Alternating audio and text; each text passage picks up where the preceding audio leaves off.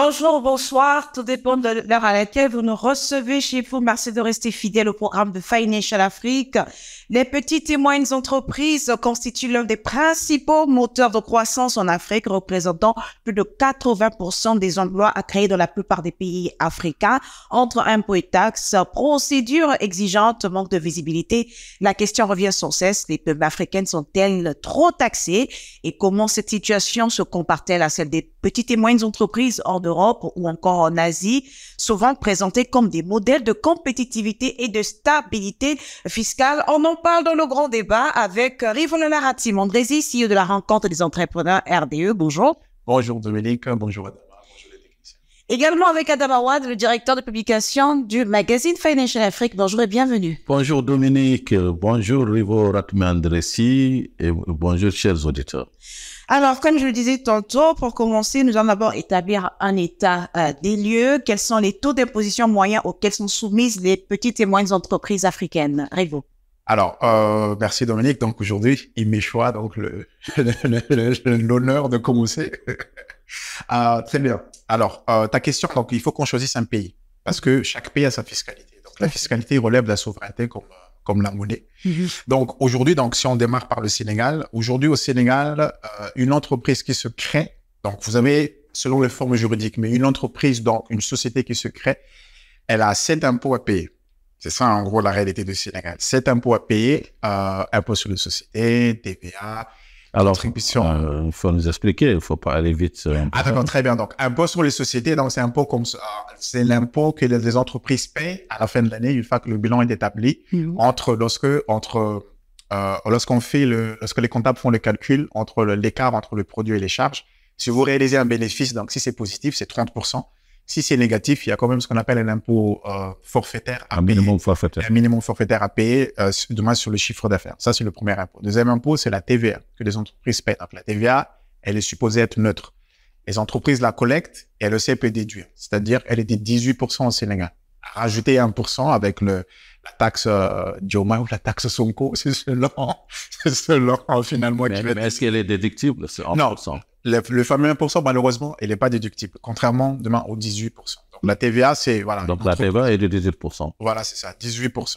Ensuite, vous avez ce qu'on appelle contribution économique sur les valeurs locatives.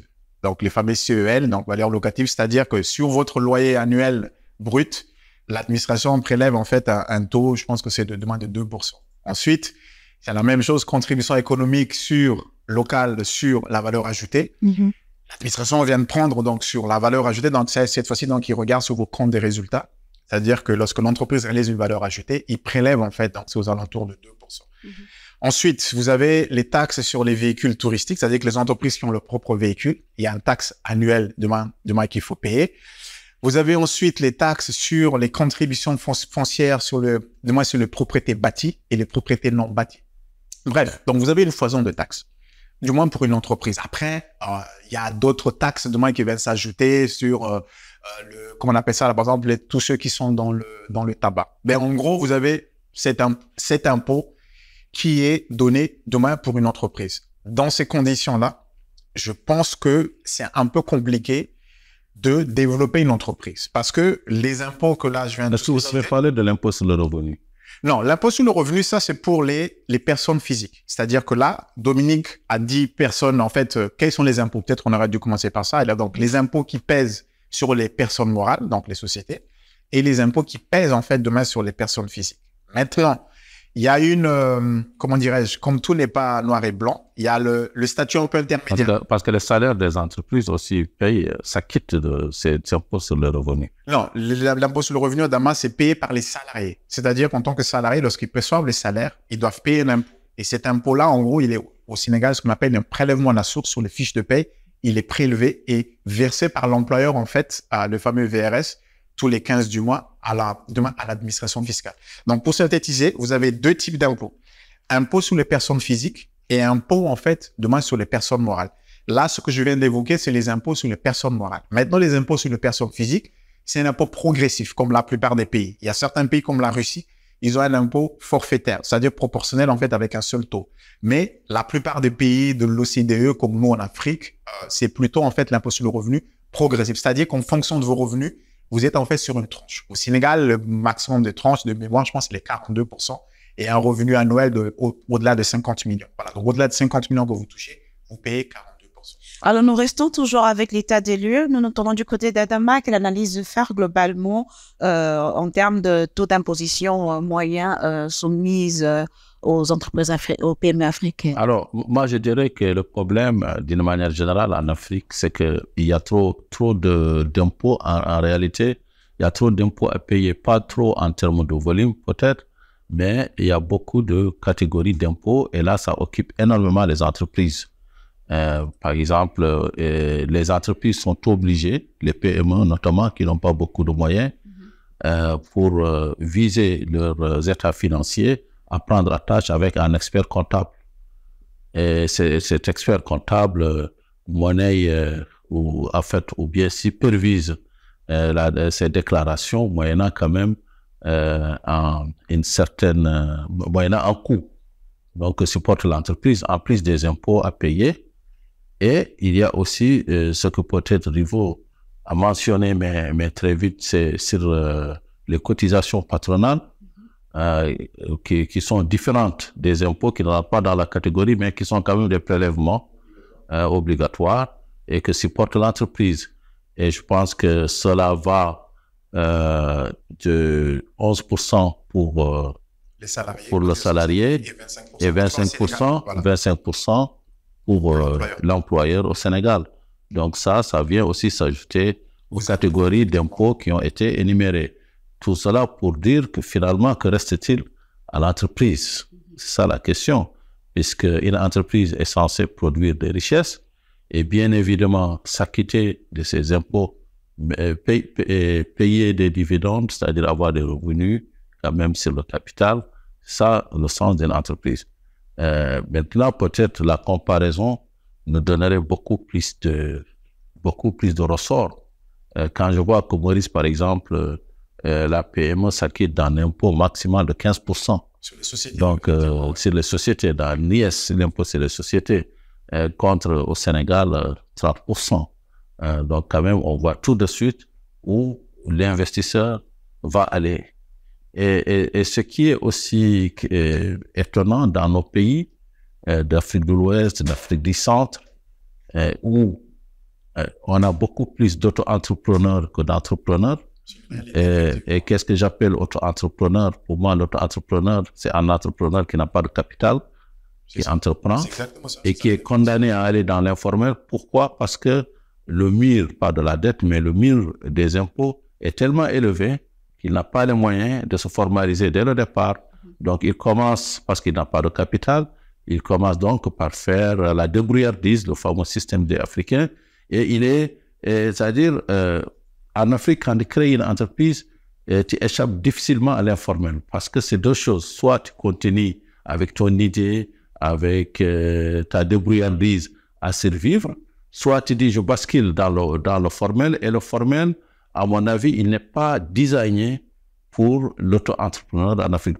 Parce que toi, Rivo, qui est à la tête de la RDE, je peux te demander tout de suite, c'est quoi un auto-entrepreneur dans nos régimes fiscaux? Nous y reviendrons, mais nous y reviendrons certainement sur cette question-là. Mais restons un peu sur la complexité.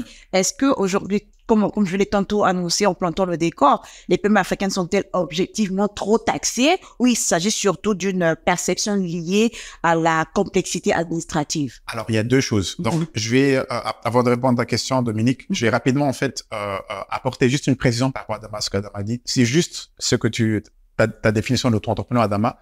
On parlera tout à l'heure. Je ne dirais pas comme toi, en fait, qu'ils sont obligés d'aller dans l'informel, mais c'était un choix. Après, on revient. On en parlera lors de l'informel. Pour répondre à la question, Dominique. Oui, les deux, en fait, Dominique. En fait, il y a trop d'impôts et c'est complexe en même temps. C'est ça, en fait, la réalité aujourd'hui. C'est-à-dire que vous êtes dans un écosystème, c'est-à-dire que le rôle de nos États devrait, en fait, simplifier. Mais ce qu'on vous constatez, je ne sais pas si Adama a fait l'étude autour, mais les régimes fiscaux appliqués et applicables dans la plupart, en tout cas de la partie UEMOA, les anciennes colonies françaises, sont tous hérités, en gros, de la transposition du moins du régime fiscal français qu'on a, comment dirais-je ça, c'est-à-dire qu'on a tropicalisé. Donc, du coup, déjà, à la base, c'est-à-dire qu'on prend une source qui est complexe, on a tropicalisé avec quelque chose de local qui est encore plus complexe, et à la fin, en fait, plus personne demain ne comprend rien. Et la question aujourd'hui qu'on se pose, par exemple, une fois encore, on va prendre le cas du Sénégal, parce que c'est pas le cas le plus emblématique, mais c'est un cas qui ressemble en fait à la plupart. Quand vous dites, OK, 90, vous avez dit 80% de l'écosystème est composé de PME, on peut pousser un peu les 90. Mais vous ne comprenez pas en fait que 90%, donc Adama va me dire, j'imagine, rebondir sur le fait qu'ils sont informels. Vous ne comprenez pas en fait que vous avez un code fiscal qui fait plus de 800 pages. Un code fiscal qui fait plus de 800 pages. Or que 80% donc de vos auto-entrepreneurs ou même peut-être très peu d'entreprises ne sont pas formels. À qui sont destinés, du moins, c'est quasiment 800 pages. C'est ça la question. Donc, c'est pour te dire, Dominique, donc pour répondre clairement à ta question, il y a trop d'impôts et c'est aussi complexe. Et peut-être, on parlera certainement du moins des solutions. Nous avons certainement intérêt à le simplifier et à le décomplexifier, moi, si je peux m'exprimer ainsi. Alors, on va maintenant aborder un peu ce volet comparatif. Okay. Comparatif, la part réelle des impôts et taxes dans le fonctionnement d'une PME en Afrique. Comment se compare-t-elle avec le reste du monde? Alors, comparaison des paraisons, dans le sens où, dans beaucoup de pays, vous avez des dispositifs fiscaux, vous avez des dispositifs incitatifs justement destinés aux PME. Au Canada, ils en ont. En France, ils en ont. Par exemple, en France, les PME, pour un certain niveau, payent que 15%, par exemple. Avec un mécanisme un peu plus complexe, mais payent 15%. Aux États-Unis, pareil aussi. Donc, c'est-à-dire que, comparaison des paraisons, c'est-à-dire que la fiscalité, c'est un levier à la disposition des États, justement pour booster, pour renforcer le maillage, en fait, du moins du tissu économique. D'accord? Donc, mais, comparaison des paraisons, je dis maintenant, si on veut comparer, si on doit comparer, il faut qu'on compare. Par exemple, est-ce que le Sénégal par rapport à, par exemple, au Côte d'Ivoire? Par exemple, en Côte d'Ivoire, on paye l'impôt sur les sociétés à 25%. Au Sénégal, on paye à 30%. Vous voyez ce que je veux dire ou pas? Okay. Est-ce qu'on peut comparer ou pas à périmètre différent? Je pense que c'est pas, en fait, la bonne manière d'approcher. Mais une certitude en Afrique, en tout cas dans la plupart de nos pays, c'est que les PME, en fait, souffrent. Je donne juste un exemple. Il y a tout un lobby, par exemple, pour faire passer le fameux Startup Act. Il y avait au Maroc, en Tunisie, ici au Sénégal, etc. Et tout. Mais je ne comprenais pas, en fait. C'est-à-dire, par exemple, chez nous, il n'est toujours pas passé. Je pense qu'il a été signé, mais il n'a toujours pas publié. Ou bref, en tout cas, ça fait 4 ou 5 ans que c'est là. Et c'est quelque chose, en fait, qui était censé justement pour booster, en fait, juste pour baisser, justement, ces fameuses impositions. Il y a un dispositif qu'il avait intégré, pas nécessairement le Startup Act. Par exemple, lorsque vous créez vos sociétés, dans les 3 prochaines années, vous êtes exempt. Tout à l'heure, j'ai oublié de mentionner comme impôt ce qu'on appelle le CFCE au Sénégal. C'est-à-dire que c'est un impôt qui est assis sur la masse salariale. C'est-à-dire que vous avez une masse salariale de moins de 100 millions, c'est 3%. Vous avez une masse salariale de 50 millions, c'est 3%. Donc, ce qu'ils ont pris dans ce dispositif de Startup Act, c'est pouvoir en fait exonérer un petit peu sur 3 ans. Mais après 3 ans, qu'est-ce qu'on fait? Or que 3 ans, c'est le fameux année charnière, si une entreprise passe le cap ou du moins passe pas le cap. Donc, si vous venez de passer le cap et qu'on vous rajoute déjà finalement un autre impôt, c'est complexe. Donc, ce que je veux dire, c'est comparer, peut-être on rendra tout à l'heure, comparer le système fiscal de manière brute, ça n'a pas beaucoup en fait d'intérêt. Ce qui compte pour moi surtout, c'est que qu'est-ce que ça apporte et est-ce que vous avez un écosystème dynamique ou pas? Vous pouvez regarder les pays nordiques. Par exemple, si on prend les pays nordiques en Europe, Norvège, Suède, Finlande, ils ont les taux de prélèvement obligatoires les plus élevés au monde. Mais vous avez un écosystème super dynamique. Vous voyez ce que je veux dire? On peut choisir aussi d'autres pays. Vanuatu, perdu au Pacifique là-bas. Là-bas, vous ne payez pas d'impôts. Mais est-ce qu'ils ont un écosystème? Voilà, les îles Caïmans. Est-ce qu'ils ont un écosystème aussi dynamique que ça, en fait? Donc, c'est ça que je voulais amener comme précision. Alors, je vais revenir un peu vers Adama, parce que tout à l'heure, vous abordiez un peu l'impact de ces impositions sur les PME africaines. Donc, on va y revenir en long et en large. Le niveau d'impact même de taxation que ces taxations ont sur les PME africaines. Si vous pouvez nous en dire un peu plus là-dessus. Moi, je pense que trop d'impôts tue l'impôt. Et qu'une entreprise qui est surtaxée n'est pas compétitive finalement. Et en même temps, elle ne peut pas attirer beaucoup de capitaux puisque les investisseurs ont tendance à aller vers des endroits plus cléments. Mais quelle est la philosophie de l'impôt? C'est pour créer, comment dire, un écosystème social solide. Mais moi, je pense que c'est une fonction redistributive de l'État selon les orientations, selon le pacte social. Donc, l'État prélève dans certains secteurs pour le reverser ailleurs, notamment pour un petit peu soutenir le tissu social. Mais là, en Afrique, l'un des constats, c'est qu'on prélève beaucoup d'impôts et en face, les prestations manquent.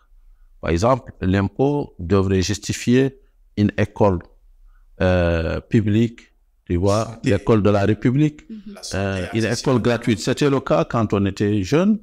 On a fait des écoles primaires publiques exemplaires et de qualité, où les enseignants venaient à l'heure, les classes étaient bien loties, etc. Les fournitures étaient fournies par l'État.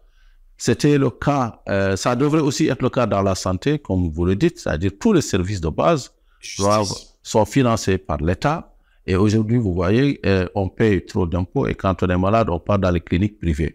Donc, ça pose quelque part la question de la légitimité même de l'impôt, parce que l'impôt devrait fortifier, financer le pacte républicain, le pacte social. Il y a la justice, il y a la sécurité, les routes, les infrastructures. Le problème en Afrique, c'est que autant on est certain, on est sûr, on milite pour qu'on paye les impôts, qu'une entreprise, une personne physique, un citoyen, il est contribuable pour vraiment être un acteur décisif dans le débat public. Mais d'un autre côté, on voit que nos États sont en faillite par rapport à leur mission régalienne, par rapport à l'école publique, par rapport à la santé, par rapport aux services de base, aux infrastructures de base. Donc, dans ces conditions-là, on voit qu'on a à peu près 98% d'entreprises qui ne payent pas leurs impôts, qui sont carrément exclus ou qui sont auto-exclus. Et on a un prélèvement qui s'applique sur les 2%. Et à chaque loi de finances, il y a de nouvelles taxes qui viennent encore s'ajouter, mais souvent, l'assiette ne s'élargit pas. L'assiette, elle est là, elle est verticale. Donc, on fixe de nouveaux prélèvements, mais surtout sur les mêmes entreprises. Donc, la pression fiscale réelle, elle est très forte, puisque si on calculait la pression fiscale des entreprises formelles, on trouverait qu'elle est beaucoup plus élevée que les pays du Nord auxquels vous faites allusion. Je partage parfaitement l'analyse d'Adama. Exactement. Maintenant, si je puis me permettre de poursuivre dans la même lancée, on parle souvent des cas de Maurice, on dit « Ah oui, c'est un paradis fiscal, les entreprises ne payent pas d'impôts, donc il n'y a pas de service de base ». C'est exactement l'inverse que j'ai constaté puisque j'ai eu à visiter ce beau pays à travers une mission de la Banque mondiale. Et qu'est-ce que j'ai remarqué à Maurice? Le taux d'impôt, il est de 15%. Tout le monde est couvert. Il y a une couverture maladie universelle, une assurance maladie obligatoire. Tout le monde a droit à l'éducation. Et c'est vraiment ça, c'est quelque chose qui se constate dès l'arrivée de l'aéroport. L'hôpital ou la santé publique est très présente et couvre tout le monde. Finalement, avec le guichet unique de l'île Maurice, ils m'ont dit à la fin, mais est-ce que vous êtes toujours sur la même idée que de le départ? Puisque le départ, vous nous disiez que c'est un paradis fiscal. Nous sommes un paradis fiscal. En fait, nous ne le sommes pas. Nous avons décidé de baisser les impôts pour attirer plus d'investisseurs, plus de capitaux, mais c'est très suffisant pour faire fonctionner notre État. Et en même temps, pour financer l'école publique et l'hôpital public et les services de base. Vous voyez, il n'y a pas de nid de poule. Il y a des routes bien alignées, bien tenues. À l'aéroport, dès l'aéroport, vous voyez qu'un service efficient, tout est fluide, tout est clair. Il n'y a pas de bureaucratie. Mais là-bas, on ne verrait pas des ministres avec des V8 ou des V12. Les ministres sont des personnes comme vous et nous qui roulent en voiture, mais pas dans les grosses carrosses et tout qu'on voit dans certains pays. Alors, Rivon, on va rester avec l'impact même. Alors, proprement dit, pour la PME, quel est le niveau d'impact? Quel est l'impact que ces niveaux de taxation ont sur la PME en elle-même globalement? OK. Pour aller dans la lignée d'Adama, je souscris parfaitement en fait l'analyse d'Adama. C'est qu'en fait aujourd'hui, qu'est-ce que nous disent en fait les chefs d'entreprise? Pourquoi on va payer? Parce que nous, on voit pas en fait le retour quelque part. C'est-à-dire que nous, on veut bien payer, mais qu'est-ce que vous nous ramenez? C'est-à-dire que si on veut, par exemple, là, je reviens d'une visite, du moins ici au Sénégal, la route de Rufisque. C'est là, pour nos téléspectateurs, dans ceux qui sont pas sénégalais, en fait, c'est la route là avec tous les grosses industries, en fait, ici au Sénégal. La zone industrielle. Voilà, la zone industrielle, en fait, du moins ici, en tout cas, à Dakar, en tout cas, du moins. Mais vous vous posez la question, en fait. C'est-à-dire que ces gens-là payent, mais il n'y a pas, en fait. C'est-à-dire qu'en termes d'infrastructure, c'est très difficile, du moins, d'y accéder. Il n'y a pas de route, déjà. C'est chaotique, là. On fait un camion, en fait, du moins, bloqué en plein milieu de la route. Donc, les chefs d'entreprise vous disent, en fait, OK, nous, on veut bien payer, mais quel est déjà, finalement, nous, qu'est-ce que l'État nous apporte? Et dans les pays qu'on cite là, en fait, il y a une contrepartie quand même. C'est-à-dire qu'on veut, on aime ou on n'aime pas. Il y a quelque part une contrepartie. Adama vient de l'évoquer, demain, le cas de Maurice. D'accord? Le cas de Maurice, c'est, voilà, il a expliqué, les gens payent parce que les gens voient quelque part, parce que, contrairement à ce que les gens pensent, en fait, Maurice, c'est 15% l'IS. C'est pas zéro. C'est sur la fiscalité, ce qu'on appelle la fiscalité des revenus des capitaux mobiliers. Dividendes, intérêts, plus-value, que Maurice, en fait, était considéré comme, demain, comme paradis fiscal. On reviendra certainement tout à l'heure. Mais les gens payent des impôts. Après, il y a des systèmes d'exonération, de franchise, mais les gens payent. Mais les gens, comme Adam a dit, il y a une route. Il y a des choses qui sont faites. C'est-à-dire que c'est une destination touristique de luxe. Quand on dit que vous allez à Maurice, il faut avoir de l'argent parce qu'ils ont une foison d'hôtels à 5 étoiles, des palais là-bas parce que ils ont choisi cette destination. C'est-à-dire que, du moins, ce segment, du moins, de la destination. Seychelles aussi, c'est un paradis fiscal. Peut-être on parle moins. C'est juste un côté. Seychelles aussi, c'est le tourisme. Voilà, le tourisme, exactement. Donc, l'impact, en fait, c'est quoi? C'est que cette fiscalité lourde, c'est ça que je veux revenir à l'entame du propos d'Adama. Adama disait au départ, effectivement, que les PME, en fait, ils montent une auto-entreprise et obligatoirement, ils deviennent informels. Et là où je corrige, si Adama me permet, non, en fait, c'est un choix. Je n'ai pas dit obligatoirement. En fait, j'ai dit tous les pouces. Oui, tous les pouces. Tous les pouces. Mais ce que je veux dire, c'est que... Parce que le mur est trop élevé. Effectivement. Mais, d'ailleurs, c'est ça, en fait, l'explication. Mais c'est ça l'explication. C'est-à-dire qu'aujourd'hui, tous les gens qui montent, ils savent lire aujourd'hui avec l'information, ils ont accès, en fait, à l'information. Ils sont pas fous. Ils se disent, d'ailleurs, c'est ça que je le reproche aussi quelque part. Ils s'arrêtent à la vision fiscale de la chose. Qu'est-ce que je peux comprendre? Parce que la fiscalité, il faut payer. Parce qu'après, on pourra parler, en fait, de la vision financière. Quand je rencontre, moi, de mon activité, des chefs d'entreprise, oui, le fait de faire d'un bilan, c'est-à-dire bilan pour les impôts et bilan pour les investisseurs, ça peut, en fait, chez nous, c'est ça la pratique parce que justement, les gens veulent éviter les impôts. Mais, je dis aussi aux chefs d'entreprise, avoir une vision, c'est une réalité. La fiscalité est lourde, elle doit être réformée. On en parlera certainement la solution. Mais s'arrêter aussi finalement que sur la vision fiscale de l'activité, c'est une erreur. Parce que la vraie activité, en fait, c'est la vision financière. La vision fiscale est inclue, mais le fait de hypothéquer l'avenir de vos entreprises, c'est-à-dire que vous donnez pas de crédibilité auprès des futurs investisseurs parce que vous voulez pas payer d'impôts, par exemple, exemple type. Je vois beaucoup, oui, je vais lever l'argent. Nous, on a fait 1 milliard dans l'année. Mais il y a 1 milliard, en fait, tu vois, dans les banques, on a mis juste finalement que 100 millions. Je dis, mais comment on va justifier les 900 millions? Oui, mais ça passe comme ça, tu t'arrêtes. Parce que vision typiquement fiscale de la chose. C'est sûr, si vous faites 1 milliard de chiffre d'affaires, il va falloir payer les 18% à l'État, 180 millions, plus. Et donc, les gens disent, OK, au lieu que je paye les 180 millions, je vais en fait faire en sorte que je ne déclare uniquement que les 100 millions. Et puis, les autres, en fait, je ne fais passer en douce l'autre côté. Donc, c'est ça l'impact, en fait. C'est-à-dire que il y a de l'impact positif comme négatif, mais je trouve que la lourdeur de la fiscalité dans nos écosystèmes impacte davantage, en fait, le côté négatif que le côté positif. Voilà. Alors, donc, depuis le début de cette émission, on parle beaucoup de la multiplicité des taxes locales, nationales et sectorielles. Maintenant, aujourd'hui, qu'est-ce qui explique ces taux élevés? Bon, vous savez, l'État a deux mamelles, je crois bien. Il y a les recettes fiscales et puis les revenus liés à ces participations. S'il détient des entreprises ou bien des actifs. Et il y a le reste, c'est l'investissement direct étranger et c'est la dette. Donc, c'est comme ça que l'État un petit peu s'organise pour financer ses orientations stratégiques. Donc, peut-être beaucoup dans le débat, dans beaucoup de pays, pour répondre à cette question-là, c'est de dire que l'État doit réduire son train de vie.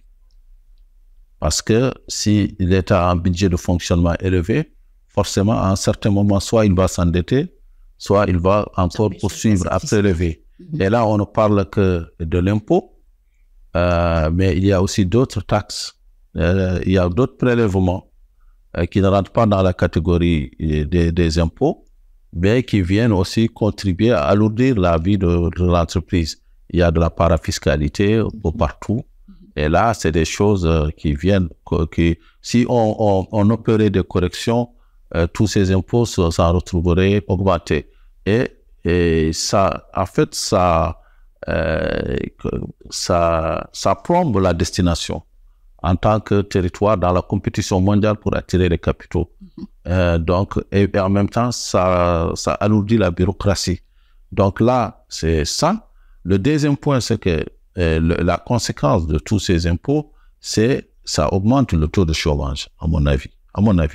Parce que si on voit dans les bulletins de salaire le nombre de prélèvements pour un salarié déclaré, on aurait tendance à précariser le salaire plutôt qu'à faire face aux prélèvements. Pourquoi? Parce que là encore, l'entrepreneur est dans un choix rationnel. C'est d'abord la survie de son entreprise. Je pense que ça, c'est un objectif capital. Et souvent, par la suite, il essaie de se formaliser. Et comme a dit Rivo, effectivement, il ne faut pas être dans une vision seulement fiscaliste, mais le problème, c'est que nous sommes dans une vision de l'homo sapiens, la survie, l'instinct de survie. Et là, c'est très important de noter que ces impôts élevés correspondent à des niveaux de chômage extrêmement élevés. Et puisque dans beaucoup de nos politiques publiques, on dit oui, l'État ne peut pas employer tout le monde, il faut que les jeunes se lancent dans l'auto-entrepreneuriat, il faut qu'ils se lancent dans leurs propres activités, mais il faudrait encore définir le statut de l'auto-entrepreneur et le rendre très accessible et moins dramatique fiscalement parlant par rapport aux autres pays. Le Maroc, par exemple, pour un freelanceur, un auto-entrepreneur, vous êtes prélevé de 1%. Donc, de votre chiffre d'affaires. Est-ce que ici, c'est très flou. Je faisais des recherches pour préparer cette émission, mais j'ai vu qu'il y a plusieurs régimes qui viennent se contredire. Il y a des régimes où on parle de 30 millions pour un freelance ou bien pour un auto-entrepreneur avec une déclaration en ligne, mais il y a d'autres régimes où je vois toujours les fameux 50 millions que Rivo connaît très bien. Donc, finalement, sur quel pied danser? On ne sait pas. Et on n'a pas aussi des statuts de freelanceur.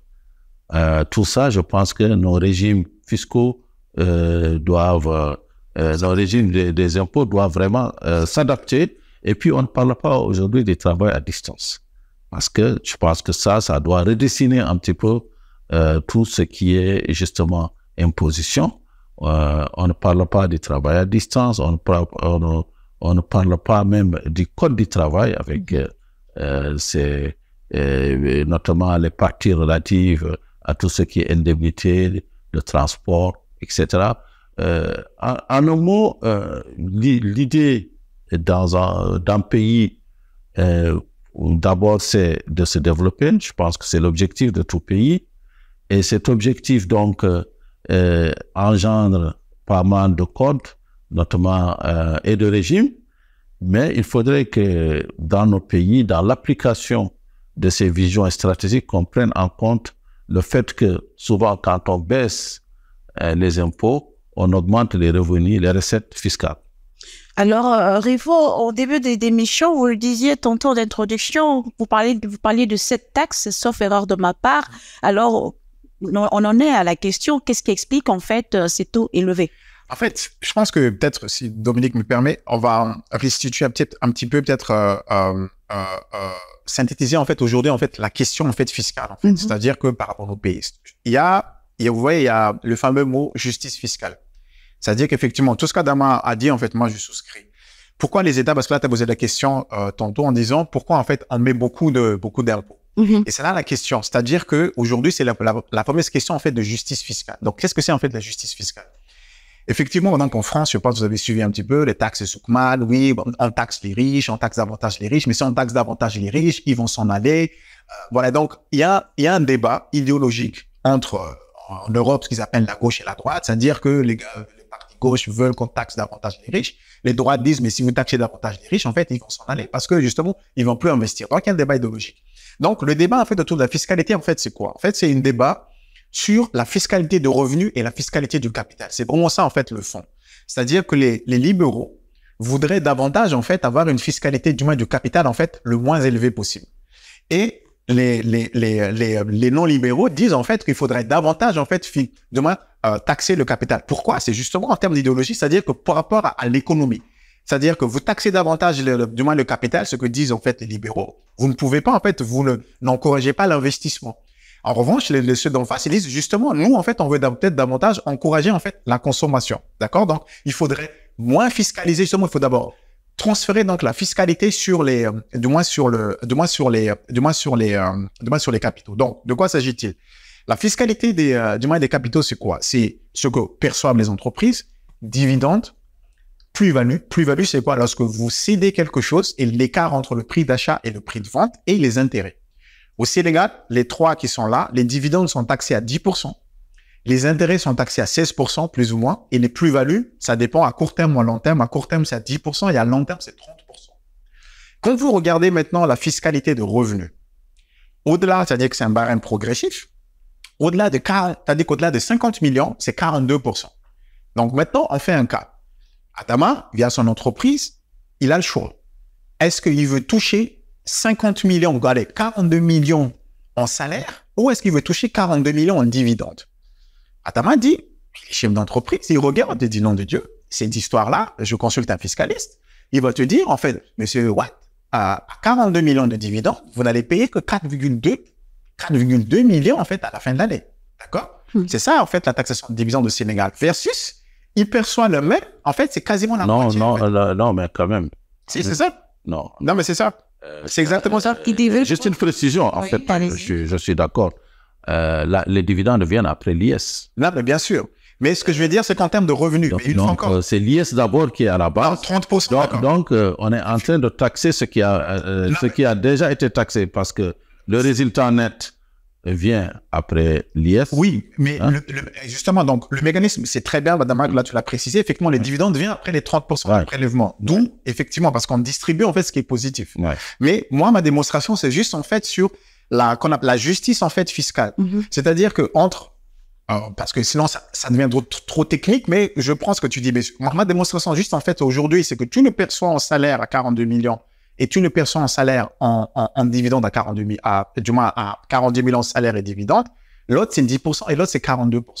C'est ça, en fait, du moins, aujourd'hui, le vrai sujet. Et donc, toutes les évasions fiscales que vous entendez, que du moins, qu'on perçoit, c'est-à-dire que les entreprises se trouvent, en fait, dans des pays qui vous favorisent le fait que, OK, si, par exemple, le pays qui s'appelle la Belgique, en Belgique, ce qu'on appelle les RCM, le revenu capitaux mobiliers, sont quasiment à zéro. Vous fassiez une plus-value, c'est zéro. Les dividendes, c'est zéro. Les intérêts, c'est zéro. Vous passez, par exemple, à un pays comme la Hollande, Est-ce qu'on peut rester en Afrique? Si on reste en Afrique, par exemple, si on reste en Afrique, on prend l'exemple du Togo. Le Togo, vous avez un pays qui est un régime particulier. L'Europe des holdings. Exactement, très attractif pour les holdings. C'est pour ça qu'on vous demandait à toutes les banques aujourd'hui, où est-ce que les banques, ils ont leur siège, le holding, ils ont leur siège en fait à Lomé. Et donc, qu'est-ce qui explique cela? En fait, c'est une volonté de l'État togolais de vouloir en fait attirer, comme Madame a dit, de la même manière que Maurice voulait attirer en fait demain des investisseurs. C'est-à-dire que la politique fiscale, ça relève de la souveraineté. C'est-à-dire que c'est une manière pour les États, en fait, d'attirer les investisseurs. Si bien que lorsque les investisseurs viennent, vous voyez souvent, vous avez les zones spéciales. Les zones économiques, voilà, spéciales, d'accord? Pour dire, OK, si vous vous installez là-bas, vous pouvez faire, mais vous êtes franchisé de taxes pendant 4 ans. L'importation. Jusqu'à 7 ans dans certains pays. Voilà, moins pour certains pays. Donc, ce que je veux dire, c'est la vraie question, elle est là-bas.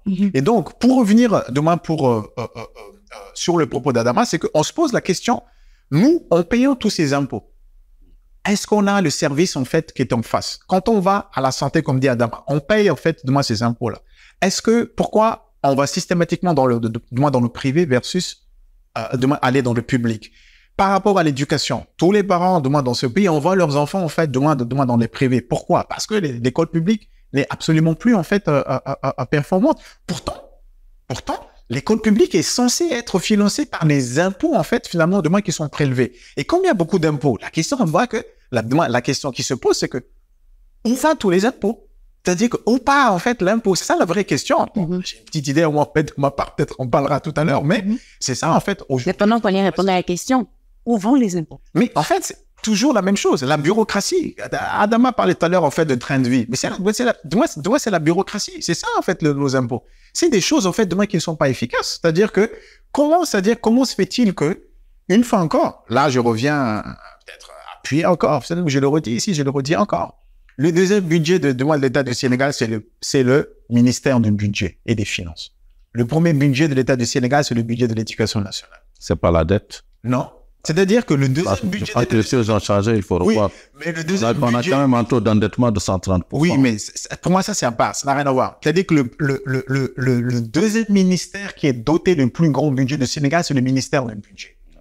400 milliards. Dominique, ministère du Budget, ils produisent quoi? Il y a beaucoup de régies quand même. Ils produisent quoi? À part la bureaucratie. Vous avez le Trésor, vous avez... Oui, mais... Tu me poses la question. C'est ça la réalité, en fait. C'est ça la réalité. Quand vous regardez le budget du ministère du Commerce au Sénégal, il a 60 milliards. C'est là pas le moment qu'il devrait y avoir de la valeur ajoutée parce que le ministère du Commerce est censé justement développer le commerce qui, je rappelle, représente plus de 60% du PIB du Sénégal. Mais ils sont dotés que de 60 milliards. Or que le ministère du Budget est doté de 400 milliards. Ce sont les chiffres, en fait. Demain, on peut les sourcer. Viepublic.sl, j'invite demain tous les téléspectateurs à regarder viepublic.sl. Ils font quoi? Bureaucratie. C'est ça. C'est-à-dire que des gens, des bureaux, je sais pas, ils produisent des papiers. En fait, des choses, en fait, pour moi, qui n'ont aucune valeur ajoutée. Alors, Adama, j'en viens à vous. Où vont tous ces impôts prélevés aux entreprises? Oui, non, je préciserai juste qu'effectivement, c'est le fonctionnement de l'État. Et vous verrez que dans tous les pays du monde, il y a un débat qui est permanent. C'est la réduction du train de vie de l'État. Parce que les impôts vont financer les services de l'État, que ce soit le salaire des fonctionnaires, le fonctionnement de certains ministères, de certaines directions. Et dans le ministère des Finances que vous avez cité, il y a pas mal de régies quand même, la direction du Trésor qui gère les dettes, etc. Tout ça, vous avez la direction du budget, ça n'apporte pas de la valeur. Etc. Oui, puisqu'ils mobilisent quand même de quoi financer l'État finalement, parce qu'un pays comme le Sénégal, je pense que c'est un financement par la dette, plus que par les recettes fiscales. Donc, en réalité, mis à part cela, normalement, c'est l'investissement.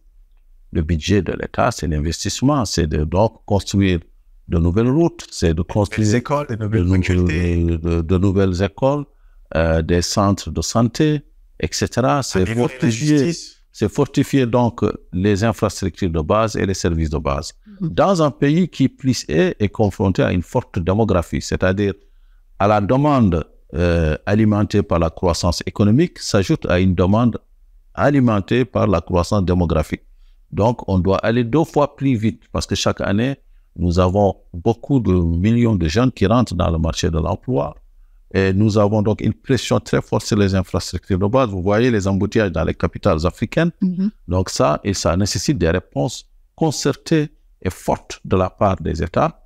Ça nécessite des métros. Hélas, ça coûte cher. Ça nécessite des tramways, ça nécessite vraiment des infrastructures et des moyens de locomotion de masse, donc pour permettre à ces pays de continuer à se développer. Là, on parlait tout à l'heure de Maurice, mais on peut élargir, donc comme je disais, l'exemple à d'autres pays. Je parlais du Maroc où les statuts de l'auto-entrepreneur supportent un taux de 1%. Donc, ça, quand même, ça laisse de la marge pour cet auto-entrepreneur qui, à la différence de l'entrepreneur, n'a pas de fonds, mais a des idées. Souvent, il est jeune. Souvent, même, c'est un artisan. Donc, ça permet quand même, parce que je veux parler de justice fiscale, je vois un petit peu l'idéologie derrière. Moi, je préfère la justice sociale. Okay. Et c'est donné... Voilà, les deux vont de pair, mais la justice sociale, ça donne la dimension inclusive, de l'inclusion sociale, de l'inclusion des moins nantis.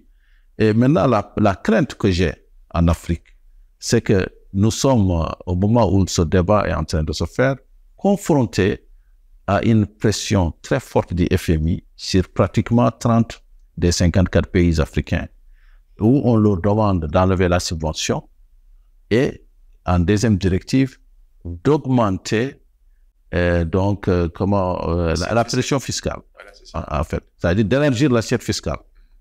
Or, le problème, c'est que vous voyez, d'année en année, on parle du secteur informel, mais les lignes ne bougent pas beaucoup.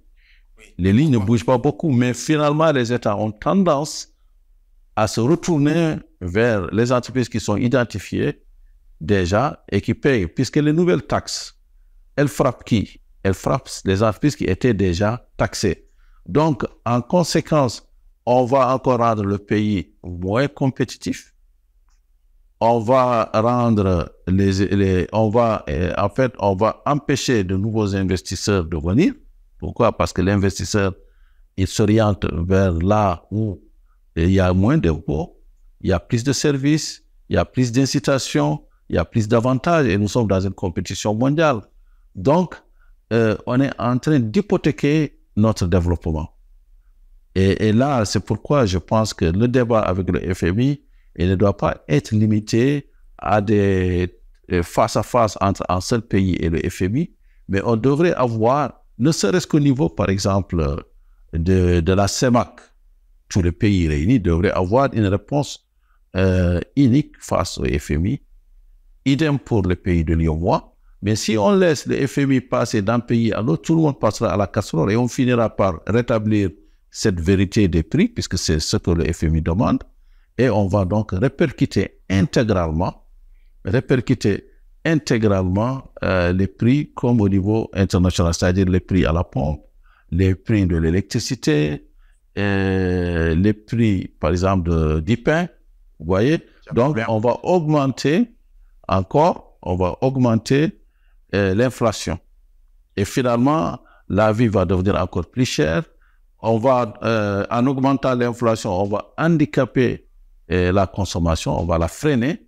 Et les entreprises qui ont déjà payé ne pourront plus vendre assez de produits et de services. Donc, elles vont entrer en récession. Donc, finalement, c'est le serpent qui se mord la queue.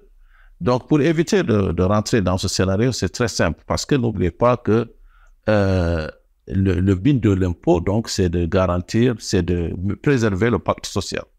Mais là, comme on a dit, la légitimité, elle est remise en question du fait qu'il n'y a plus d'école, il n'y a plus de santé publique, il n'y a plus d'infrastructures de base, il n'y a plus de routes, etc. En tout cas, il y en a beaucoup moins que dans beaucoup d'États. Donc, le seul filet social qui liait l'État à ses contribuables, c'était finalement ces subventions.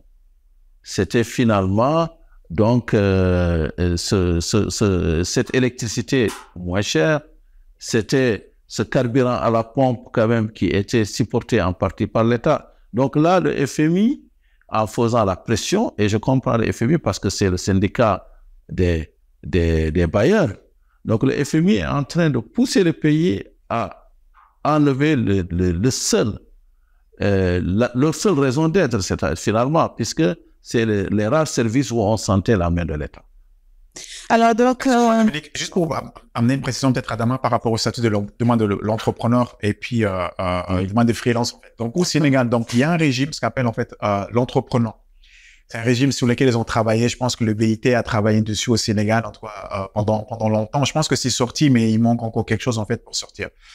Alors, au Sénégal, ce que tu appelles freelanceur, en fait, ici, ils l'ont réglé. Je trouve que c'est, par exemple, ça, c'est un dispositif qui était dans les dispositifs fiscaux. Dans la Startup Act ou... Non, c'est même pas dans le Startup Act, en fait. C'est-à-dire qu'en fait, le régime de CGU, c'est-à-dire la contribution globale unique. C'est-à-dire que lorsque vous êtes une entreprise... Moins de 50 millions. Exactement. C'est-à-dire que tous les 7 impôts que je dis, en fait, c'est censé être payé en une fois. Et une fois, en fait, c'est sur votre chiffre d'affaires. Oui. Si vous êtes commerçant, il a 2%. C'est-à-dire que si vous êtes commerçant à 2%, vous êtes prestataire, en fait, il a 5%. Donc, ça va. Mais limité en fait à 2%. C'est-à-dire que limité à 50 millions en fait, à 52 millions exactement en termes de... Alors 52 millions, mais dans certains services, on parle de 30 millions. C'est là où il y a la précision. Justement, donc d'où, peut-être là tout à l'heure on parlera de la réforme, donc d'où justement donc cette besoin de clarifier. Un besoin même de nettoyage en fait total par rapport au système, mais demain le système existe. Et c'est un système, je trouve que demain qui est très bien.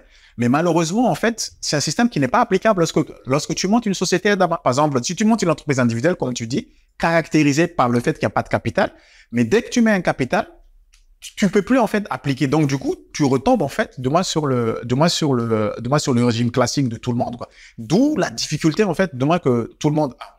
Et puis je voudrais également répondre à Adama. Décidément aujourd'hui, Décidément, on est d'accord. C'est-à-dire que je suis.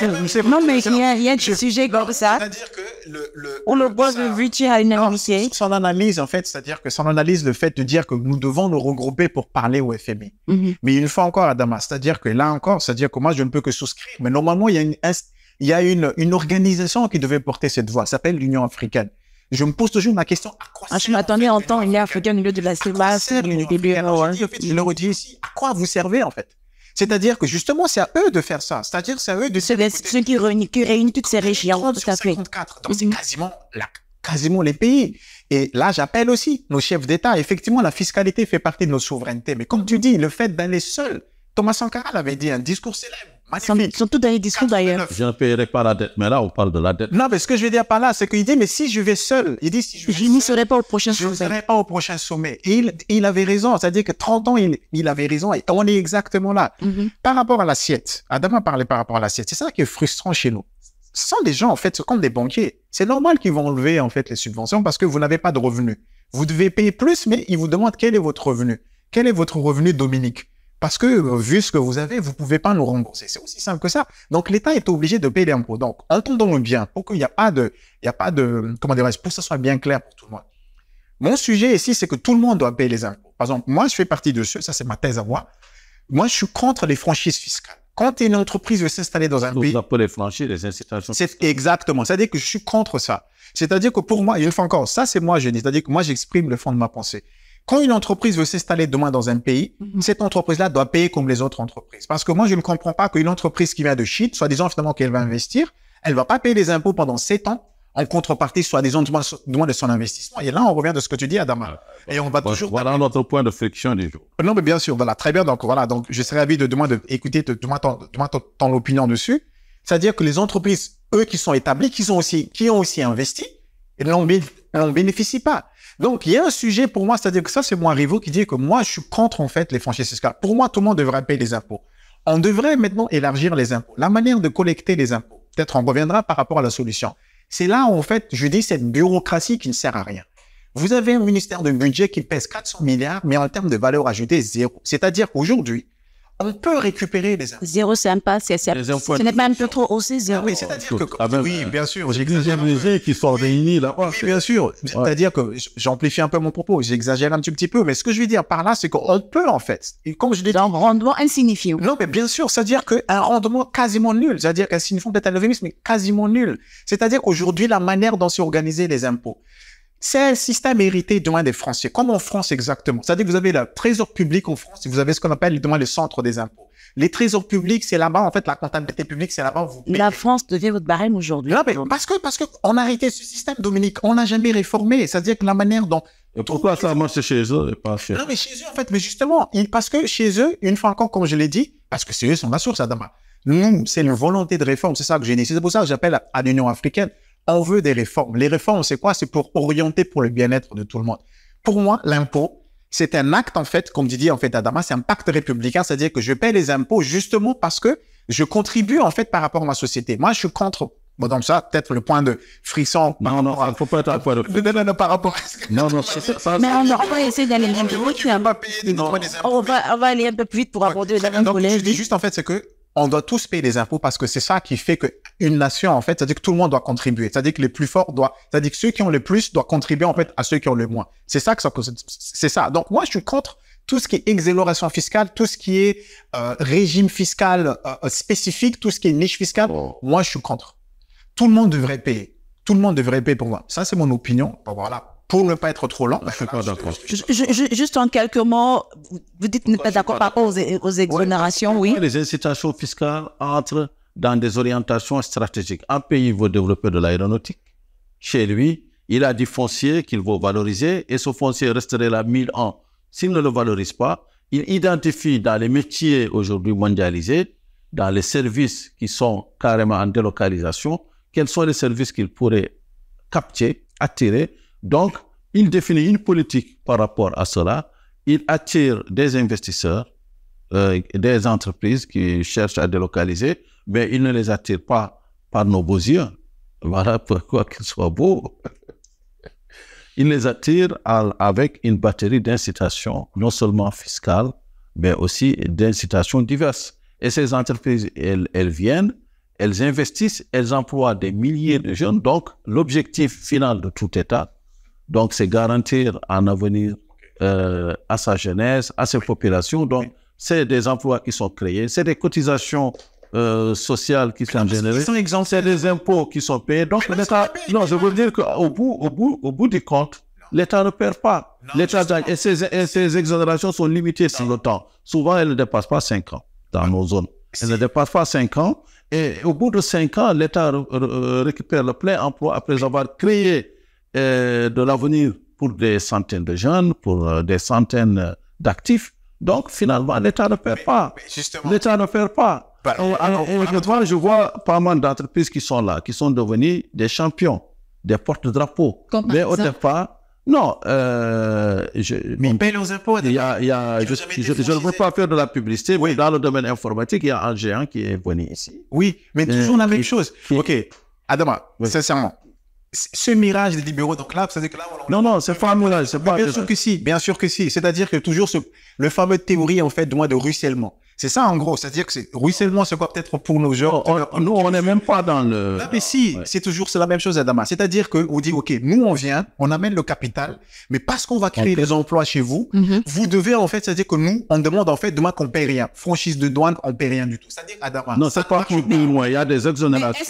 C'est le matériel importé. Aujourd'hui, ce que le pays gagne en termes d'emploi équivaut à ce que... Alors, je poursuis mon raisonnement. Juste une minute.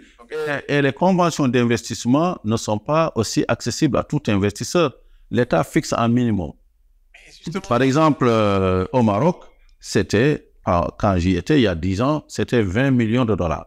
Si vous investissez cela, vous avez droit à signer une convention. C'est un régime, c'est une exception dans le régime, dans le Code général des impôts, qui vous permet d'avoir certains privilèges, une exonération de 5 ans.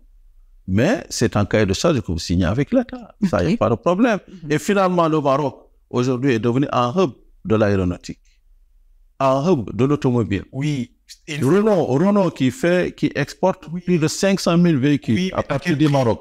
Le Maroc qui est passé devant la Chine dans l'exportation des véhicules en Europe, qui a créé des centaines de milliers d'emplois. Mais ça, moi, je pense que ça, on est gagnant. Bien évidemment, au début, on investit, puisque là, c'est un co-investissement. En fait, le porteur de capital, il apporte du capital, et l'État investit en allégeant certains impôts, le coût de certains services, en mettant, par exemple, à disposition du foncier, parce que ça fait aussi partie du foncier prêt à être aménagé. Mais au bout du compte, en 5 ans, si vous faites la comptabilité, l'État est largement gagnant. Je pense que nous allons y revenir dans le grand débat sur une émission rien que consacrée à ce sujet, mais nous allons à présent aborder juste en deux mots. Alors, rapidement, juste en fait, c'est ça qu'on nous vend en fait, de moins depuis des années. C'est ça, fond. Moi, mais bien sûr que si. C'est le grand diamant, ça se oui, rapidement en 2 mots pour qu'on évolue. Pays d'origine. Nous sommes depuis 35 ans, quasiment, finalement, c'est-à-dire qu'on fait partie, du moins, de l'AGOA, justement, sur ce régime-là. Vous parlez de l'AGOA? Oui, bien sûr. Moi, je sais contre l'AGOA. Non, mais c'est-à-dire que quel est le bien-être, en fait, du malgache avec ce régime, finalement, des usines chez nous, qui sont, c'est-à-dire que, je finis, qui fabriquent le tissu, en fait, finalement, du moins, du reste du monde. C'est ça. C'est-à-dire que, OK, nous, on vient avec nos capitaux, vous mettez du moins dans des zones, vous ne payez pas finalement du moins la fiscalité, mais nous en contrepartie, oui, grâce au emploi du moins concret, d'abord quel type d'emploi? Et je rappelle juste à Dama, si le Maroc était aussi bien, on n'aurait pas vu en fait finalement du moins le phénomène du moins qu'on a vu finalement là récemment par rapport au Maroc. Je ne dis pas finalement que moi je dis juste c'est que nous, là où nous sommes les Africains, nous avons quelque chose en fait de très particulier contrairement aux autres. C'est nous qui avons les matières premières. C'est pour ça en fait comment mon angle là d'où je viens. C'est-à-dire qu'Adama parle de foncier. Foncier en fait quelque part. Peu importe le foncier. Mais par exemple, là, si on prend l'exemple finalement du moins du Congo, vous dites, ouais, nous, on veut investir au Congo parce qu'ils savent en fait qu'il y a qu'au Congo, finalement, du moins, il y a que le cobalt, Dominique. D'accord? Pourquoi je vais te faire en fait une franchise d'impôt?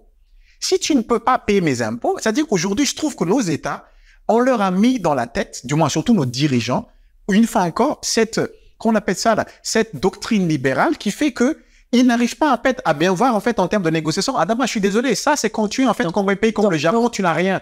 Là, tu peux signer quelque chose, mais quand la matière première dans la terre entière en fait a besoin. Je parle par exemple de la Guinée, ils vont exploiter finalement donc Simandou. Le premier finalement, c'est-à-dire que la zone où il y a le plus tôt de concentration de fer au monde. Aujourd'hui, est-ce que l'État de la Guinée aujourd'hui a intérêt, j'imagine qu'ils l'ont déjà fait, mais est-ce que si tu étais à la tête de la Guinée, moi si j'étais à la tête de la Guinée, j'ai aucune vocation. On ne sait jamais. Non, mais jamais finalement, ça dit que j'accorderais en fait une franchise fiscale. Au contraire. Alors, donc pour vous, la franchise fiscale, tu n'entraves à nos économies. Mais bien sûr. On va en rester là. On y reviendra certainement dans une prochaine émission. Puis quand même apporter juste un petit mot, juste un petit mot. Vous avez le point de fric, juste en 3 secondes. En 3 secondes. Oui. La Guinée est restée 50 ans. Et elle n'a pas pu exploiter Simandou. Donc, c'est pas facile. Avoir les matières premières, c'est une chose. Attirer les investisseurs qui veulent prendre ce risque est une autre. Oui. Et vous n'êtes pas le seul pays sans regarder les matières premières. 3 secondes. C'est une compétition. 3 secondes. Écoutez, nous allons aborder le dernier volet de cette émission. Alors, vous en parlez tout à l'heure. Quelles sont alors les réformes qui seraient prioritaires pour rendre la fiscalité africaine plus compétitive, plus favorable à la croissance des PME? Nous y sommes. Nous y sommes. Moi, je suis partisan, déjà, de prendre le code, de l'amener au fort de Sococim et tous les brûler là-bas. C'est ça. Bon, ça, vous parlez du code du Sénégal, de la Côte d'Ivoire, du Madeleine. Tout le monde, tous les pays africains. Tous les pays africains. Parce que quand vous regardez, c'est-à-dire que là, je maîtrise moins les pays anglo-saxons, mais tous les anciennes colonies françaises, ils ont tous à peu près les mêmes codes. C'est-à-dire que l'écosystème a 98% d'informel, vous avez 600 pages. Comme Madame a dit, taxes, parafiscales, bref, n'importe quoi. On devrait réduire ça à 1 page, Dominique. 1 page. Et la première ligne du code fiscal, c'est que tout le monde doit payer les impôts. Premier article. C'est ça. Deuxième article, il n'y a pas d'exonération. Quel que soit, du moment que vous êtes vous créez de la richesse, vous êtes censé créer de la richesse, vous devez payer les impôts. C'est les deux articles. Quand on le veut, vous allez toujours employer. Il faut payer les impôts. Okay. Ça, c'est ma réponse. Ça, c'est premièrement. Deuxièmement, la manière dont il faut collecter les impôts. Au Sénégal, comment ils font? C'est comme un régime hérité de la France. Trésor public et, qu'on appelle ça là, et centre des impôts. Ce que je veux dire par là, c'est que regardez aujourd'hui, regardez dans les quartiers. C'est-à-dire que eux, c'est vous qui devez aller vers eux pour aller faire la déclaration. Vous voyez ce que je veux dire? Comme Adama a parlé tout à l'heure, du mois de maintenant, il faut se faire en ligne. Et je viens vous rassurer. Non, mais il y a encore, elle peut se faire en ligne, mais ça, c'est de la paresse. Une fois que ça, c'est de la bureaucratie. Si vous voulez être dynamique, allez collecter de l'argent. Vous voyez ce que je veux dire? C'est l'efficacité en ligne. Non, mais oui, mais ce que je veux dire, c'est que chez nous encore, Adama, c'est-à-dire que les 90 que les gens chez nous, c'est comme tu dis, en fait, l'informel. Tu vois ce que je veux dire ou pas? Si tu veux collecter de l'argent, regardez de loin dans nos quartiers. Il y a l'activité, n'est-ce pas? Il faudrait aller voir ces gens-là. Il faudrait aller voir ces gens-là tous les jours, par semaine, et dire, écoutez, comment vous êtes? Et là, en termes de solutions. Par semaine, c'est pas un peu trop? Non, mais bien sûr que si, mais à quoi ils servent, Dominique? La bureaucratie, c'est fini. C'est ça que je suis en train de dire. L'IA aujourd'hui est venu finalement. La bureaucratie, l'IA aujourd'hui peut remplacer 1000 personnes. C'est-à-dire que aller voir des gens, établir ce lien-là pour moi. Tu m'as demandé ma solution. C'est-à-dire que c'est ça ma solution. Okay. Vous allez voir ces gens-là, les commerçants finalement, les commerçants du terrain, ceux qui sont auto-entrepreneurs. Quelles sont leurs difficultés? Mais quand vous leur demandez combien en fait, c'est-à-dire que messieurs, vous devez payer forfaitairement 5000 par semaine. La personne est en droit. Qu'est-ce que vous pouvez maintenant en contrepartie? Qu'est-ce que vous m'amenez? Et c'est là où pour moi ça devient intéressant. Donc, la manière dont il faut collecter les impôts, il faut que ça soit à proximité. C'est fini, là, comme ils sont dans leur tour d'ivoire, ils sont là, c'est vous d'aller les voir, etc. et tout. 3, en termes de solutions, les histoires qu'on appelle ça, vraiment c'est ça, hein, les histoires de redressement fiscaux. Nous ne comprenons pas, Adama avait dit, en termes de solutions. C'est-à-dire que ceux qui sont établis, c'est ceux-là que vous continuez finalement à massacrer. Et ceux qui ne sont pas finalement dans le système, ils restent là-bas. La preuve. Si on veut taxer tout le monde, comme on dit souvent là, les mamans ou les papas, du moins qu'ils sont au bord de la rue, du moins qu'ils se débrouillent. Ils craignent la valeur, ils se débrouillent. Mais nous autres qui créons les sociétés, on se débrouille aussi. Peut-être on est beaucoup plus structurés. Mais si nous payons parce qu'on fait une activité économique, pourquoi elle ne devrait pas payer? Donc c'est difficile ce que je dis, mais c'est vraiment ça ce que j'appelle en fait une justice fiscale où tout le monde devra payer les impôts. Maintenant, c'est la contrepartie. Donc, sur le code, sur la manière dont il faut collecter, la proximité qu'il faudrait avoir finalement avec les contribuables. Et 4, c'est-à-dire que qu'est-ce que vous offrez en fait à nos entrepreneurs? Qu'est-ce que vous leur faites? Qu'est-ce que vous leur proposez en termes de solutions pour les encourager à entreprendre? Parce qu'aujourd'hui, quand vous posez la question, tout le monde, chaque fois, en fait, quand je vois les entrepreneurs, dit, moi, tu sais, moi, je me suis fait mon fonds propre. Moi, c'est avec fonds propres, j'ai investi. C'est impressionnant. Il y a des gens qui ont investi, mais c'est un truc de malade, avec leurs fonds propres. Je dis, mais écoute, sincèrement, je respecte ce que tu as fait, mais tous ceux que j'ai croisés jusque-là, en fait, ils sont tous comme toi. C'est-à-dire que, en fait, c'est la norme. Or qu'ailleurs, ils ont tous, en fait, une aide. Donc, en tout cas, peut-être pour laisser Adama, en tout cas, pour moi, c'est les 4 solutions prioritaires qu'il faudrait mettre en place et surtout changer les profils des gens qui parlent en fait avec ces entrepreneurs-là. Pas des gens méchants, des gens qui sont pas orientés business, mais des gens qui comprennent déjà le business. Et non pas des fonctionnaires qui sont juste là, du monsieur Watt, vous n'avez pas payé, pénalité, majoration. Et peu importe ce que vous dites, écoutez, moi j'ai des difficultés, non, c'est ça la loi, il faut payer. On peut pas faire avancer un pays comme ça. Alors on en vient à la question cruciale. Quelles sont les réformes prioritaires pour rendre la fiscalité africaine plus compétitive à la croissance des PME? Alors, je vois déjà 3 points. Et en écoutant Aribo tout à l'heure, j'ai vu un petit peu que on dit la même chose, sauf que j'ai l'impression que pour vous, le plus important, c'est que tout le monde paye l'impôt. Et ça, je partage ce point de vue. Vous êtes contre les incitations fiscales. Voilà. Moi, je pense que là, on ne pourra jamais être d'accord sur cette question parce que moi, je suis pour qu'on incite la production des richesses, pour qu'on crée et qu'on élargisse la richesse. Parce que si on prélève, c'est sur la richesse. Ce n'est pas sur les bonnes intentions, ce n'est pas aussi sur un petit peu cette justice qu'on voudrait faire en disant que même le capital qui investit, qui produit, qui emploie, vole de l'argent parce qu'il n'a pas payé un impôt de 1000 francs au départ, même s'il rapporte 1 milliard à l'arrivée. C'est ça un peu la perception. Donc, je suis pour qu'il y ait le plus d'incitation fiscale au Sénégal et en Afrique pour qu'on ait un environnement des affaires efficient, que l'État investisse dans la mise à disposition du foncier, voilà, des zones industrielles, des zones économiques spéciales comme au Bénin, au Togo, d'ailleurs, où on a vu que ça bouge énormément sur la transformation du coton. Ça, c'est mon premier point. Deuxième point, et c'est important par rapport au secteur informel, parce que c'est ça la question. Comment faire pour inclure le maximum d'entreprises de la vendeur d'arachide au coin, en passant par le coiffeur, pour attirer toutes ces personnes. Mais il faut que l'État arrête de brandir le bâton. Puisque jusque-là, qu'est-ce qu'on dit? Venez payer vos impôts.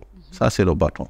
Mais il faudrait que l'État renverse la question et dise, par exemple, je vais... Qu'est-ce qu'on fait de vos impôts? Non. Que l'État dise même, venez, nous allons vous encadrer, vous former gratuitement. Nous allons vous souscrire à une CMU, couverture maladie universelle. Voilà, à partir d'une cotisation forfaitaire symbolique. Je pense qu'au Rwanda, si je ne dis pas de bêtises, c'est 1000 francs par an. Donc, vous payez ça et vous êtes couvert. Et troisièmement, que l'État, par exemple, dise que nous allons même vous accompagner pour sécuriser vos revenus. Vous êtes dans le secteur de l'informel, revenus variables. Donc, l'État peut même vous garantir un seuil. Là, l'État va, en échange, vous allez vous déclarer et tout. Vous avez un compte bancaire. Vous êtes une personne identifiée. Vous êtes un agent économique. Donc, vous avez de la valeur. Vous rentrez carrément dans le cycle de production. Mais pour cela, il y a une troisième condition. Et là, je vais arrêter. Je laisserai la parole à mon cher ami qui, je vois, Rivo, représente une certaine idée du business. Troisième chose, c'est l'IS, l'impôt sur les sociétés. Maurice le fait aujourd'hui à 15% et pourtant l'État du Maurice s'organise mieux, finance facilement son budget de fonctionnement, donc avec seulement 15%. Moi, je dirais même il faudrait baisser ça à 10%. Parce que pour faciliter l'élargissement de l'assiette fiscale, il y a beaucoup d'Africains pour les PME, il y a beaucoup d'Africains qui aimeraient bien payer. Mais quand on leur dit c'est 30%, c'est 35%, c'est élevé. Mais quand on leur dit, voilà, vous avez un minimum forfaitaire de 10%, mais on instaure la transparence absolue. Là, je pense que sur cette base, au lieu d'avoir juste 12 000 grands contribuables, vous allez avoir 10 millions de contribuables moyens ou petits. Mais le résultat, au lieu de percevoir une recette, par exemple, de 5 000 milliards, vous allez faire 20 000 milliards. Je pense que il faudrait que juste, je suis d'accord pour une fois avec cette histoire d'impôt hérité, mais il faudrait juste qu'on en fasse un impôt adapté à la réalité sociale. Et là, on aura plus de mobilisation de fonds. Alors qu'on en fasse un impôt adapté à nos réalités sociales. La dernière question.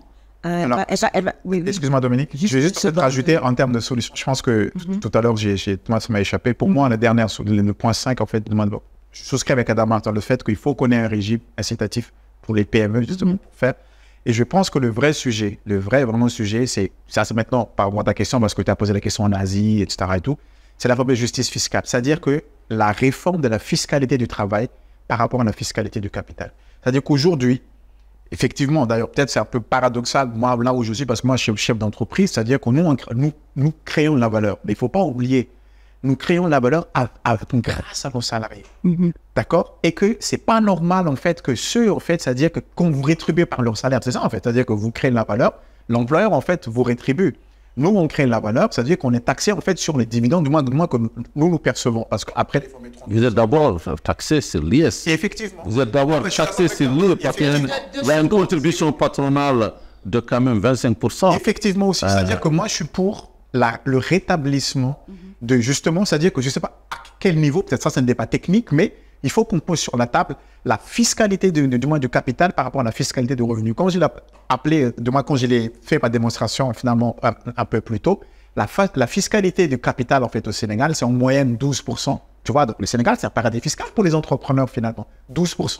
Là, tu as cité Maurice, 15%. Non, même 12%. Non, je ne suis pas d'accord. Quand je cite Maurice, je dis 15%, c'est l'IS. C'est l'IS. Oui, l'impôt de société. Mais les dividendes au Sénégal, c'est 10%. Effectivement. N'est-ce pas? Mais 10% de dividendes, sachant que le dividende vient des résultats nets, oui. Tu vois. Donc, quand même, ça ne veut pas dire que la taxe à la place... Je dis juste en fait, c'est qu'il faut qu'on puisse, là, on rentre maintenant dans les débats techniques, parce que là, c'est un calcul. Ouais. Quel exactement? Il faut un calcul. En fait, c'est que la fiscalité du capital par rapport à la fiscalité de revenu, ça, c'est une réforme, en fait. C'est un vrai débat pour moi qu'il faut mettre. Il faut équilibrer. C'est-à-dire que la création de richesse, c'est pas le mythe de l'entrepreneur qui fait tout. Non, c'est faux parce qu'il a des employés. Et pourquoi, en fait, les personnes qui réellement les vraies forces de production, et peut-être là, oui, je rejoins un petit peu peut-être Marx là-dessus, pour confirmer finalement Adama, demain pour parler finalement donc c'est demain de la théorie économique. Oui, elle doit être en fait pour moi être rémunérée, donc être moins taxée, ou taxée de manière équitable par rapport finalement au capital. La dernière question avant de rendre l'antenne, alors l'implémentation d'un... Vous l'avez posé la question ou c'est... Non, je pose la question puis je donnerai... Ah, ok. Parce que là, ce qu'il a dit quand même, ça mériterait une réponse quand même. S'ouvre là, ça reste... Une réponse. Parce qu'on a l'impression que le Sénégal ne taxe pas les capitaux. Je pense que là, le mobilier, l'immobilier... le revenu des capitaux mobiliers. Je pense que cela fera l'objet d'un prochain débat dans le grand débat de Financial Afrique. Mais une dernière question qui concerne en fait le continent et puis même les autres continents. L'implémentation d'un taux minimum mondial d'imposition des sociétés à 15% comme propose le G20. Comme propose le G20, quel impact pour les PME africaines? Rivo, en une minute. Une minute. Déjà, j'ai dit la fiscalité, ça fait partie de la souveraineté d'un État. Quand les G20 veulent faire ça, ils viennent avec leur théorie mondialiste. Il n'y a aucun État qui va laisser leur souveraineté. C'est-à-dire que c'est la dernière chose, en fait, qui demande qu'il le reste. Vous voyez ce que je veux dire ou pas? Donc, quand il dit ça à 15%, ça, c'est pourquoi? C'est-à-dire qu'un État, il y a toujours un État qui va dire, moi, je vais faire ça à 5%. L'autre État va dire 0%, toujours dans la logique d'Adama pour attirer davantage de personnes. Je n'y crois pas absolument pas. Pour nous, moi, j'y crois davantage avec ce qu'Adama dit. En fait, on peut tous le rejeter par rapport à ce que je dis parce qu'on se rejoint. Une politique fiscale adaptée à 90%. C'est juste aussi simple que ça. Adama a donné des pistes, je suis d'accord avec lui. 10 à 15%, peut-être tous les 4 premières années, avec des chiffres d'affaires, peut-être élargir le fonds cependant pour le Sénégal. Ça, c'est vraiment une bonne... Le Sénégal est très bon dans ça, tout ce qui est conceptuel. C'est-à-dire que trouver en fait le CGU, le démocratiser pour les sociétés. 5 secondes. Sociétés, et que vous n'avez qu'un seul impôt en fait à payer, par exemple pour les 5 prochaines années. Demain, ça peut être génial. Là, les gens vont plus être auto-entrepreneurs à Dama. Ils vont maintenant créer des sociétés parce qu'il y a un avantage. Parce que quand tu es auto-entrepreneur, tu n'es pas crédible lorsque tu vas les voir. Imposition des sociétés à 15%, que propose le G20, quel impact pour les PME? Alors, pourquoi le G20 a fixé cette taxe? Parce que là, à mon avis, ça sort un peu de notre débat. Parce que là, c'est qu'il y a certaines grandes entreprises, les multinationales, qui ont tendance à trop optimiser quand elles sont établies dans les pays du Sud, à optimiser donc leur comptabilité pour rapatrier le maximum d'argent. Donc finalement, pour même carrément échapper complètement à la fiscalité. Donc là, on parle pour l'Afrique d'évasion fiscale astronomique. Hein. J'ai oublié les chiffres entre le rapport Thabo Mbeki et les nouveaux rapports, mais dans le rapport Thabo Mbeki, on parlait même de comment on appelle c'est les flux illicites. Donc, mais pour l'évasion fiscale, ça ne doit pas être moins que ces fameux 50 milliards par an de Thabo Mbeki. Mais rapidement, voilà. C'est 15%. Quel impact pour les pays? Donc l'impact, non, c'est 15%, c'est de la théorie. Parce que là, qu'est-ce que le G20? Le G20 va forcer tous les pays à signer un minimum de perception fiscale, un minimum pour que les États qui sont... Non, pas pour que les États ne fassent pas concurrence, mais pour que les États puissent avoir les recettes, que les recettes leur reviennent. Parce que là, les grandes multinationales, on a tendance à penser qu'elles ne payent pas suffisamment d'impôts. Voilà, donc c'est ça. Mais pour moi, ça, c'est une tendance. Qu'est-ce que les PME peuvent gagner dans ces 15%? Les PME, mais les PME n'ont rien à gagner. Les PME, ce qu'elles ont à gagner, les PME africaines, c'est d'avoir un bon environnement des affaires. Okay. Parce que tout ce qu'on dit, les taxes, les impôts, la fluidité des transports, la réduction du train de vie de l'État, la digitalisation des services de base, et même on n'en a pas parlé, faute de temps, et même la performance des services bancaires, parce que si vous faites un virement et qu'il vous faut 15 jours pour qu'il aille, et que pour récupérer un chèque, il vous faut parfois jusqu'à 6 mois. Donc, il y a beaucoup de... Oui, ça c'est nouveau avec la BCAO, mais il faut d'abord goûter au plat avant d'en manger. Je ne sais pas si vous l'avez déjà fait. Voilà, mais en un mot, il y a à faire. Voilà, donc... le grand débat d'aujourd'hui était centré sur les PME africaines. Sont-elles trop taxées? Merci d'avoir été des nôtres. Merci à vous, messieurs, pour ces éléments de réponse. Certainement qu'il y a de la matière. Chacun va y trouver son compte. Donc, merci également à vous de rester fidèles au programme de Financial Afrique. Le grand débat vous donne rendez-vous dans un prochain numéro. Mais d'ici là, restez connectés.